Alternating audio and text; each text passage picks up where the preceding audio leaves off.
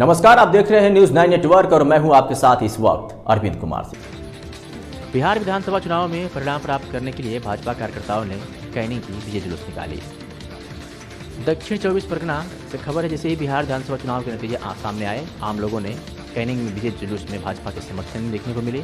जुलूस में आम लोगों के साथ पार्टी संगठनों को मजबूत करने के लिए सैकड़ों भाजपा कार्यकर्ता मौजूद थे। इस दिन जुलूस पूरे कैनिंग शहर में घूमता रहा। प्रशासन जुलूसों में सहायता करता नजर आया।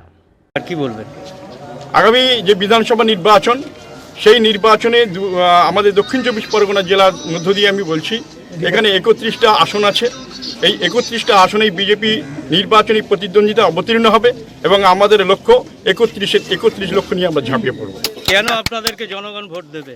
জনগণ আমাদেরকে এই জন্যই ভোট দেবে। আমি কিছু আগে বলেছি, এখনও বলছি, তৃণমূল যে সন্ত্রাসের পরিবেশ সৃষ্টি করেছে, সারা জায়গা থেকে লুট তরাজ তোলাবাজি, বিভিন্ন রকমের যে মানুষের সঙ্গে যে রকমের ব্যবহার তারা শুরু করেছে, সাধারণ মানুষ আজকে তৃণমূল থেকে নিষ্কৃতি পেতে চাইছে, তারা তৃণমূলের অত্যাচারের হাত থেকে বাঁচতে চাইছে। এই কারণেই এবং সারা ভারতবর্ষে বিজেপি যে উন্নয়ন, নরেন্দ্র মোদীর নেতৃত্বে সারা ভারতবর্ষে যে উন্নয়ন আপনারা দেখছেন, এর জন্যই মানুষ বিজেপিকে বেছে নিয়েছে।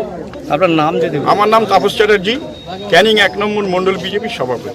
এই যে আপনি একটু আগে বলছিলেন যে চুরি করছে, এই করছেন, তাহলে আপনাদের কোনো আন্দোলন নেই কেন? আন্দোলন আছে, আন্দোলনের রূপরেখা তৈরি হয়েছে, আন্দোলন শুরু হলো। আন্দোলন অনেকদিন আগে থেকেই চলছে। আন্দোলন করেই আজকে ওদের পায়ের তলা থেকে মাটি আমরা কেড়ে নিয়েছি। বুথ লেভেল পর্যন্ত আমরা আমাদের সংগঠনকে পৌঁছে দিতে পেরেছি বলে আমরা মনে করছি।